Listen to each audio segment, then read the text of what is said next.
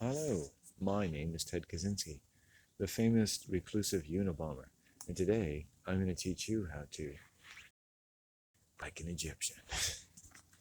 Walk like an Egyptian. Walk like an Egyptian. Walk like an Egyptian. Okay. Every day I try to make the world's worst YouTube video. I think I succeeded. And now I can go on with the rest of my life, a happy, satisfied male. Even though I've never seen a vagina or boobs, never been kissed by a girl, never had a girlfriend. And that's basically all I can really brag about. That's my only real accomplishment around the women, is how vigorously I've stayed away from them. And it's amazing. In many ways in my life, I've managed to keep women away, keep horny vaginas away, keep love away at all possible from a female, because what I really learned in life, is not to trust women. Not because they're bad people necessarily, there's all kinds of social reasons for it, and maybe other men have completely different experiences, but for me, in a way that I totally makes sense to me, there's no reason for me to trust women, given everything about my life. Whether whether I made it that way, or was that way, or that's just the way it's turned out.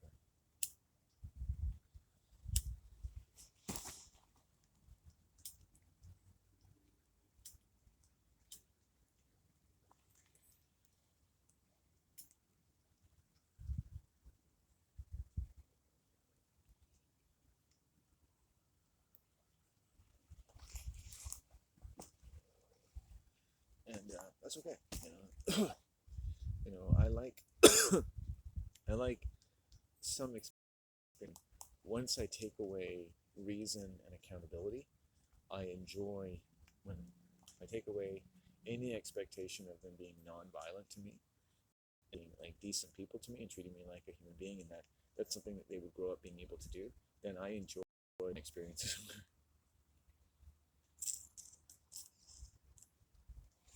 And also, I guess I've taken a very peculiar stance as a gender.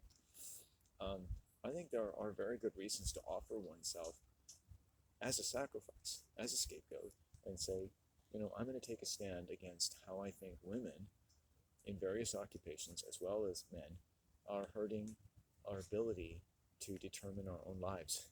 Even though people can become reliably horny and married and fathers and work and follow their balls to the ends of the wonderfulness of being a white male, that really, at the end of the day, you're getting a short end of the stick.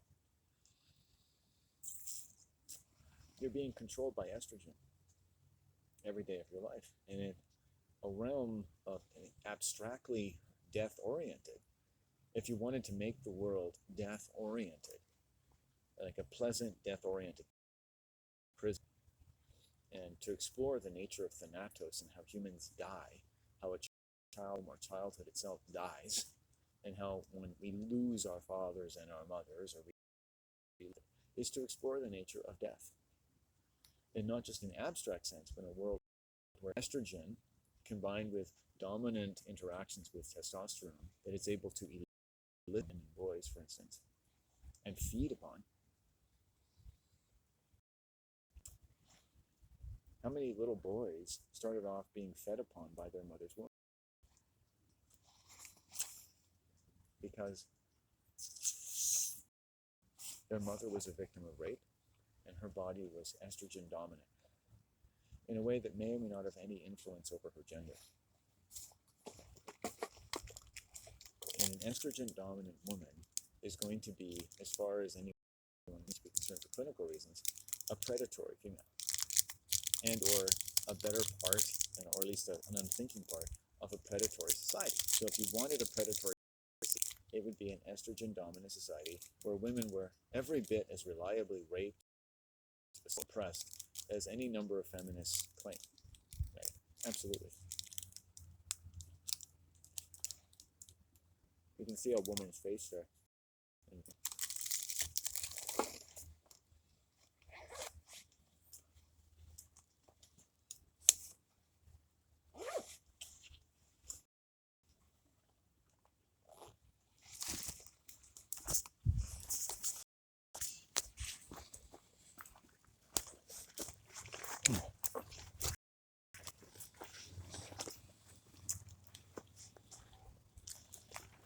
Keep going. So, I grew up in an estrogen-dominated world. I didn't know that. My only gear was total acceptance.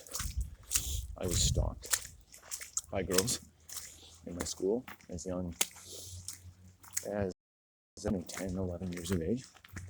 I was sexually manipulated by them. I was sexually assaulted by them, sexually harassed by them, bullied by them. I was put in a class of all girls when I was in grade 2 or 3, or both. And I basically just surrounded by estrogen. And it's interesting to kind of correlate that with behavior of the boys and the girls around me. I was lucky that I got to go to school with a couple of young homosexuals from 2 different economic classes and 2 different races, 2 different ethnicities. So that was really cool. And they both had a peculiar capacity for aggression, despite being very positive, well-known, well-liked human beings. And they seemed to resort to aggression with me in particular. And I found that interesting.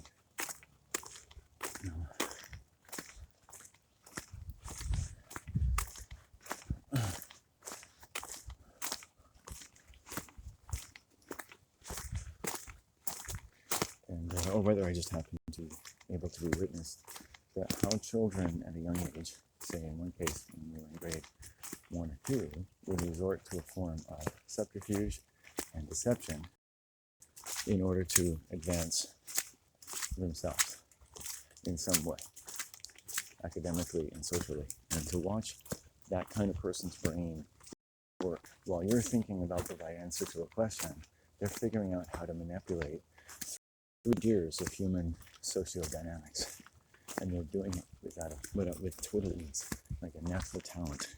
And I think that a lot of people, gayers, have a lot of talent manipulating human beings, more so than they even realize.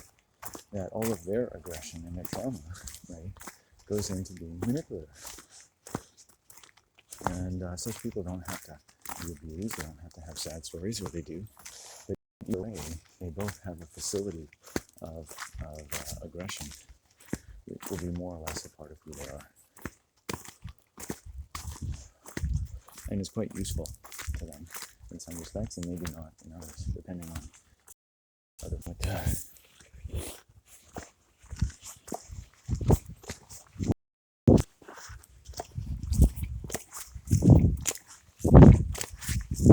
Something very noticeable about me, what you often call us geeks, is that I never spent time with girls, not even my own sister. Girls really liked me because I was cute and I was good at school and sports. But that's it. There was no real knowledge of me as a person. I have no interest in fashion whatsoever to this day. So girls don't like.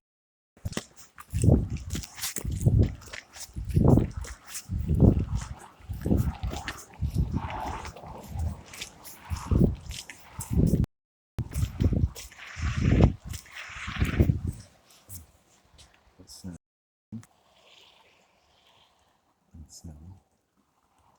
That's a car driven by a young man that works at an organization that I virtually own now. And they're still going. Still driving, turning right. Nice.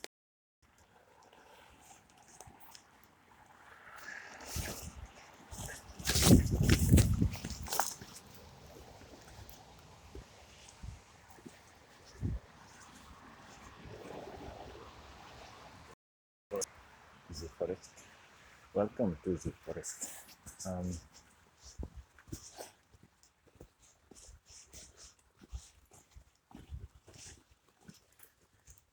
Yeah, that car, that Jeep that went by here on Christmas Eve day is driven by a young psychopath that works at or did in a very disgusting area. It's okay. I've learned to things as disgusting without, assuming that other people have to take my opinion. Things disgusting. Like disgusting. Not just, cooking something Gordon Ramsay, a chef from the early 21st century. celebrity show, particular kind of. We were in the estuary, far side of the river, and you see where we're at.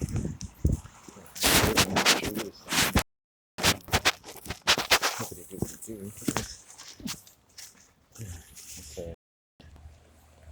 It's as complete a protection as you're going to get in this environment from the precipitation here, which is, I'm happy to report, is wet snow. Wet snow. David Attenborough and Gregory Peck are back again. Wet snow. No, I'm not cold. Are you cold? I spend every day of my life in the Canadian cold weather. I love it. I can't feel my fingers. It's amazing. Even if I did have a warm woman's breast, I wouldn't be able to feel it. There. How's that? But I won't, don't worry. Never seen one, never touched one. Don't want to. Disgusting. They're for babies. They feed babies, you know. It's a conspiracy. It's right in front of you. Like, ooh, look at my boobies. And one day, you're going to have to pay for a fucking child to suck on them and enjoy it more than you ever did. You're like, come on, try my amuse bouches. It's like, no, there's going to be another addition to this family, and he's going to enjoy your vagina more than I do. No, thank you. It's a conspiracy. Right? Your child is in on it with her. The men, women, and the children are in cahoots to eventually show you in boobies, but not give you full access to them. And let someone else enjoy them more than you. You'll be lying in the same bed, and that little bastard is sucking on them things like they're full of Reese's, M&Ms, and cookie cream, and everything else. Everything nice. And you're like, oh, okay, I guess I'll wait here until he's done. Oh, but they're sore now, honey. You've got a lot of work tomorrow. Yeah, that's what I like to hear. Well, I'm not giving you sex. Oh, honey, you think sex is fun for me. I have a baby now. I have something to suck on my tits every day until they're raw. It used to be I would do that, I know, but you've been replaced.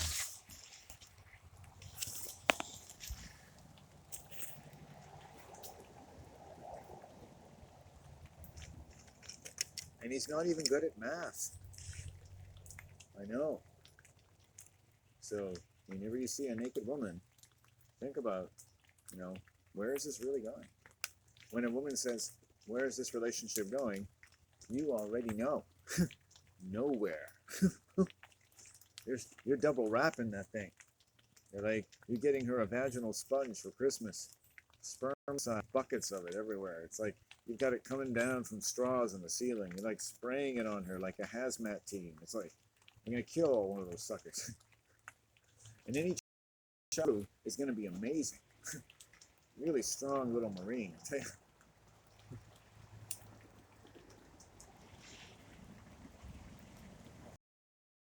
I love you, son.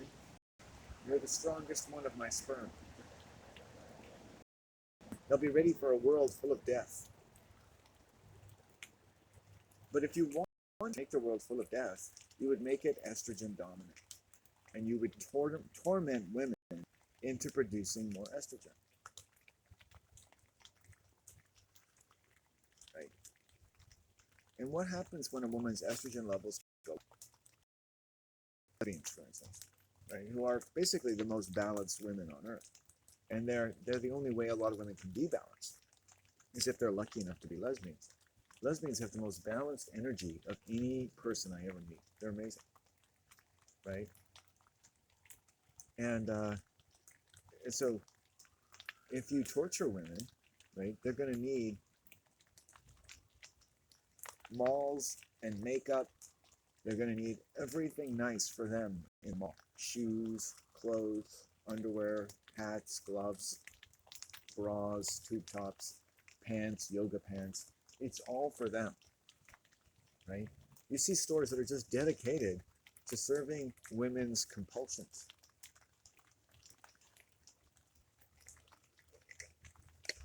Right? You're getting more and more women. Like I've gone to buy leotards, essentially, as we used to call them, from my mom, or yoga pants, and this young sexually aggressive woman comes up to me, and I say, like, she's got her leotards on, so her hips and her vagina and her ass, her tits are out, and she's standing there. She's probably on the fucking lacrosse team or something, or a football team. It's like, oh yeah, okay, yeah, I think they'll fit your mom. You know, look at me, you know, she's like, oh yeah, you know, she's got about the same hips. Yeah, yeah, okay, and I can just kind of, yep, that's about right. Um,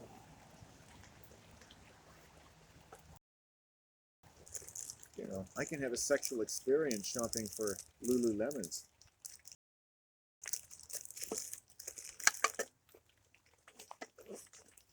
So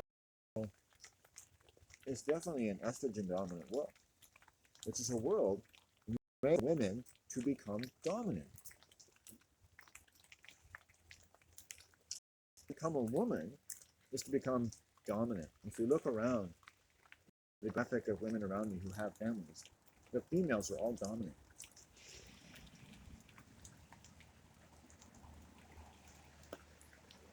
They run the house.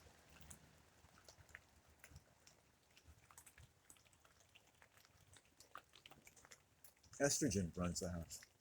And if you have 2 or 3 daughters, all the more. I don't think anyone knows how to deal with girls anymore.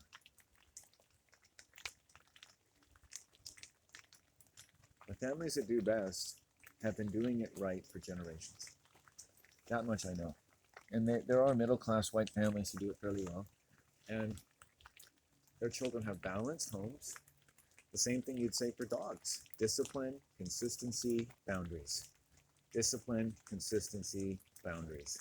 If they get a voice, if they're treated with dignity, and no one ever yells at anyone, and you have a decent and consistent income and a fairly large-sized house, you're set. You're set for life. I mean, they've basically gotten the golden ticket of human existence.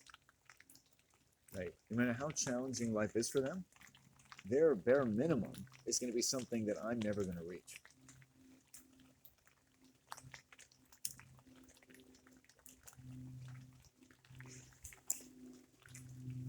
They're born at a bare minimum that I'm never going to reach. Now, I have family like this. I have a branch of my family who've done fairly well, right? But even they have alcoholics in them. It's very hard to get away from it. Even they have, you know, criminal business partners or bosses, right?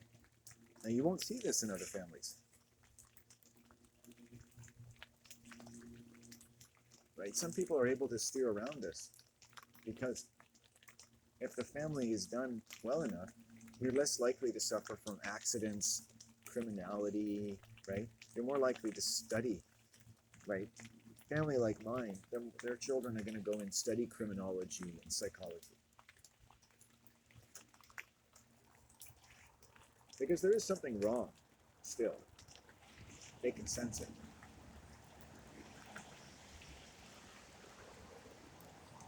You know, they can sense it when their parents are drinking or when their mom is yelling at their dad because he's made a bad business deal.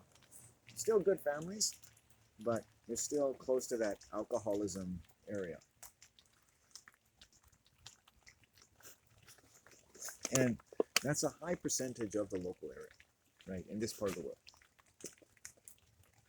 Vancouver Island and the islands of the west coast of Canada are basically for people who need to pretend they're very, very often high principled in terms of um,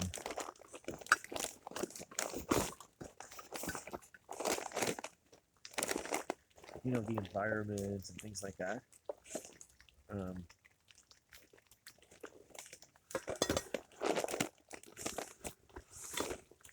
The urban region. Forgot I had it.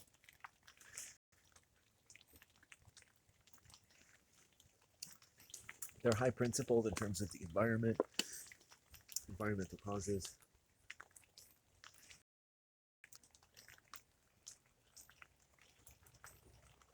But they're weird. I prefer the women in the city.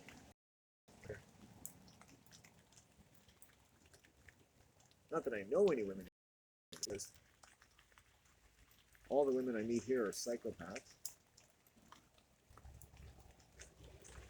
And on the islands. So people who have found a kind of middle class income, kind of very government, social, teaching industries, or some sort of new wave product or something. And they put their beans away like, but they're still weird, creepy people. You know, their families aren't that far removed. Their families, every one of them have alcoholic issues. That's pain issues. So the local hospitals, they're filled up with gastrointestinal disorders, cancers, stroke, you know, and that's just their children.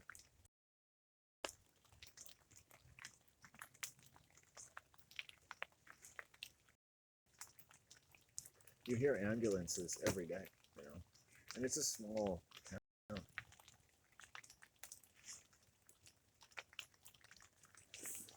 Okay, so that's that. We're gonna get walking.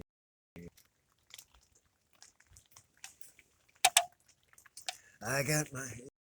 So there was a brief social thing there, standing.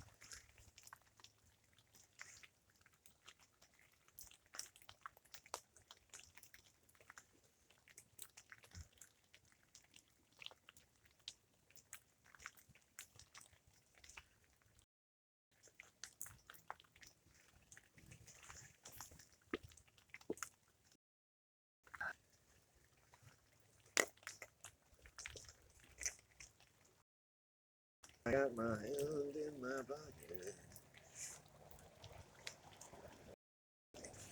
Okay.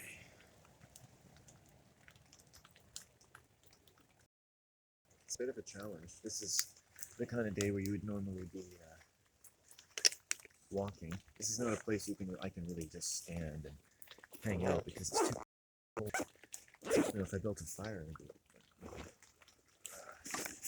we're gonna mosey on.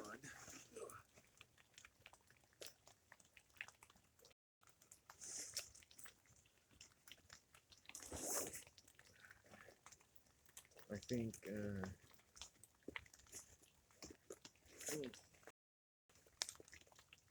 you know, I don't even watch these videos. You showing videos, man. It's like, no, I don't. I just find them interesting to make, you know, in case anyone ever did see them. I think they'd be interesting. You know, that's all that matters to me. It's like a journal. It's like, a journal just has to prospectively be interesting to anybody. It's only because, you know, you're being really honest. You're like Anne Frank. I don't like the Germans. I'll be honest with you. When they come knocking, my little baby testicles go right back up into my little not formed titties. I've actually, in my apartment, the condo I live with my mom, had, you know, people knock at the door and make my testicles go right up into my spine. And things that I won't talk about for years, that the fear put into me and elevated through my inspection of this fear and its root in the society around me. And let's call it what evil lives and what people are really capable of. That you could reliably be afraid of circumstances, of certain things, and what it feels like to have certain women knock on your door. Combined with that, when you're living in a small space. Knock, knock, knock. What these people feel like, what they behave like, and just when in your life they choose to knock on your door. And all these things are interesting. And what else is going on in your life? Because these people knocking your door are like a disease. And they make you afraid. You're afraid of like a discourtesy alarm system that notices what people do that aren't as courteous as they probably should be, and what courtesy is for, and what it actually protects you. That people don't just come and knock on your door in the middle of the night, you know, or when you're sleeping. And why no one else does that, but just this person did on this day. and how that all kind of connects, and in the nature of evil. What happens when certain kinds of people stir up fear in you, or stir up anger in you, or stir up destruction in your life, and then more is stirred up over time because you can't let it go, essentially. It's not that it's your fault, because in a sense it offends your principles. It offends your sense of safety, not just for yourself, but for other people as well.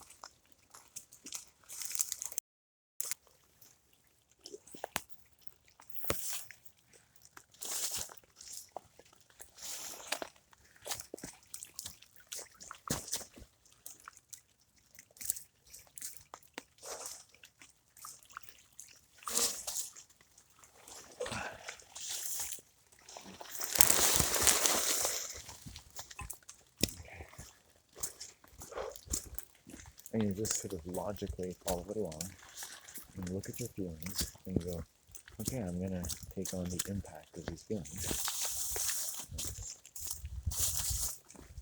It would have been relatively easy to think, if you even expected something like this or that could happen at all, that it could have been easily averted, were any number of people competent at their job and sincerely interested in the well of it, and able to adjust to negative outcomes among those whom they claim to serve, and who get paid to do that, right? To serve human beings who are not experts in the areas which you are, perhaps.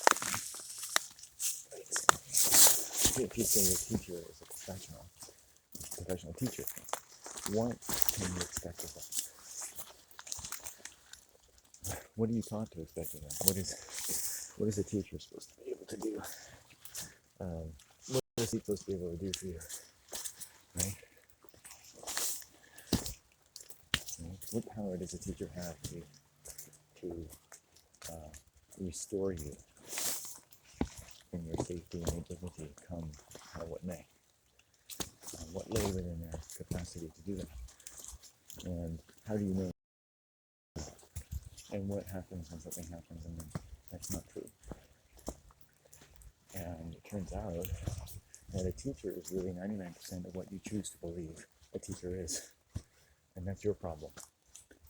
A police officer is 99% of what you choose to believe a police officer is, and that's your problem if it doesn't work out for you.